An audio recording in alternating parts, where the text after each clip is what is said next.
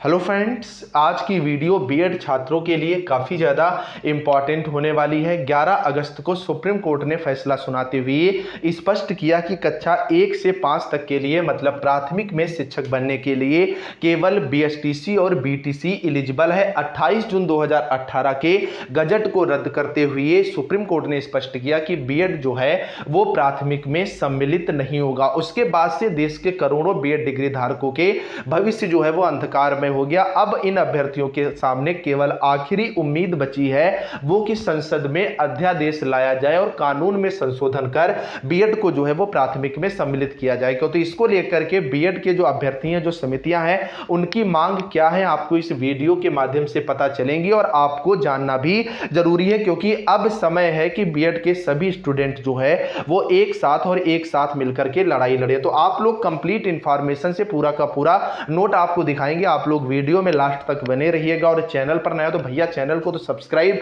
कर ही लो, क्योंकि हर अपडेट समय समय पर ये चैनल जो है आपको प्रोवाइड कर रहा है। तो आप यहां पर देखोगे सेवा में माननीय केंद्रीय मंत्री शिक्षा मंत्री धर्मेंद्र प्रधान, नई दिल्ली, मतलब शिक्षा मंत्री को ये पत्र जो है वो लिखा गया है और इनका विषय है कि बीएड अभ्यर्थियों को प्राथमिक शिक्षा विभाग में पुनर्बहाल करने हेतु तो अध्यादेश बिल को अविलंब पारित किए जाने के संबंध में इनकी मांग है कि अध्यादेश जो बिल है वो संसद में जल्द से जल्द लाया जाए, जिससे देश के करोड़ों बीएड डिग्री धारक इसमें सम्मिलित हो सके। अब इसके पीछे इन्होंने पॉइंट क्या रखे हैं ये मुख्य और आपको भी जानना आवश्यक है। देश के हम करोड़ों बीएड अभ्यर्थियों ने राष्ट्रीय अध्यापक शिक्षा परिषद एनसीटीई और भारत सरकार के द्वारा 28 जून 2018 को जारी आधिकारिक राजपत्र के अनुसार ही अपनी बीएड डिग्री पूरी किया है। उक्त राजपत्र के अनुसार बीएड अभ्यर्थी भी देश के प्राथमिक विद्यालयों कक्षा 1 से 5 तक के शिक्षक बनने की पूरी योग्यता रखते हैं। इस राजपत्र के आधार पर ही केवीएस, एनवीएस सहित विभिन्न राज्यों की प्राथमिक शिक्षक भर्ती पीआरटी में लाखों की संख्या में बीएड अभ्यर्थी शिक्षक पद पर जो है वो वर्षों से कार्यरत हैं। और बात भी सही है, आपकी यूपी के अंदर 68,500 भर्ती, 69,000 भर्ती हुई। तो अगर आप क्वालिटी एजुकेशन की बात कर रहे हो तो आपने उनको सम्मिलित कर रखा है, बाकी आपने बीएड को जो है वो बाहर कर दिया है। तो इस तरह से क्वालिटी एजुकेशन का पॉइंट जो है वो पूरी तरह से सही नहीं बैठता है। लेकिन 11 अगस्त 2023 को माननीय सर्वोच्च न्यायालय ने एनसीटीई के उक्त राजपत्र को असंवैधानिक करार देने वाले राजस्थान हाई कोर्ट के 25 नवंबर 2021 के निर्णय को ही मान्य कर दिया है। यानी कि एनसीटीई के उक्त गजट को पूर्ण रूप से खारिज कर एनसीटीई और भारत सरकार के कार्यनीतियों व विश्वसनीयता पर ही बुनियादी व गंभीर सवाल खड़ा कर दिया है। और अब एनसीटीई भी अपनी बात से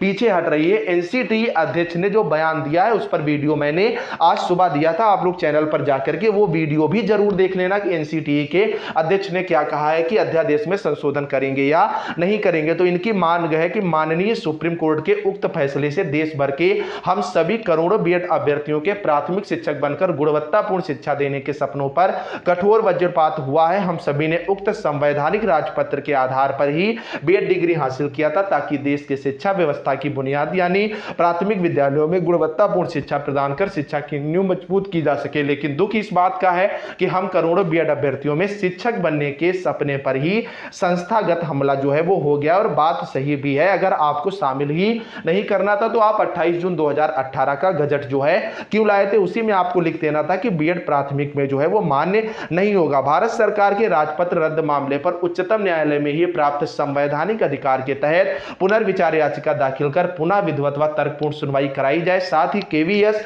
बीपीएससी शिक्षक भर्ती परीक्षा सहित सभी प्रक्रियाधीन भर्तियों में बीएड अभ्यर्थियों के लाखों संख्या में आवेदन व प्रतिभाग का ख्याल रखते हुए अवसर की समानता के तहत पीआरटी में बीएड डिग्री पुनर्बहाली होने तक भर्तियों के इंटरव्यू व अंतिम सिलेक्शन परिणाम पर रोक लगाई जाए। बात सही भी है, केवीएस में आपने पेपर करा लिया, लाखों की संख्या में बीएड अभ्यर्थियों से आपने पैसा वसूल कर लिया। बीपीएससी में आपने बीएड को खुला मैदान दे दिया और जब अभ्यर्थी वहां उनके एडमिट कार्ड आ गए हैं लाखों की संख्या में और करोड़ों रुपए जो हैं अभ्यर्थियों के बर्बाद हुए जा रहे हैं, तब आप बोल रहे हो कि बीएड जो है वो बाहर हो जाएगा। और अगर बीएड बाहर ही होना था तो आपको पहले यह फैसला लेकर के आना था कि पीआरटी में अगर बीएड एलिजिबल ही नहीं था तो एनसीटीई की बात को पहले ही जो है वो नकार देना था। अतः इस मात्र उम्मीद के साथ आपको यह पत्र लिखा जा रहा है कि एनसीटीई, शिक्षा मंत्रालय और भारत सरकार मिलकर बीएड डिग्री को देश भर के प्राथमिक विद्यालयों में गुणवत्तापूर्ण शिक्षक बनने की बीएड डिग्री योग्यता हमेशा के लिए सुनिश्चित करने वाला अध्यादेश बिल अविलंब पारित कर देश के करोड़ों बीएड अभ्यर्थियों के साथ इंसाफ करेंगे। इस अध्यादेश के तहत जारी होने वाले नए संवैधानिक राजपत्र द्वारा बीएड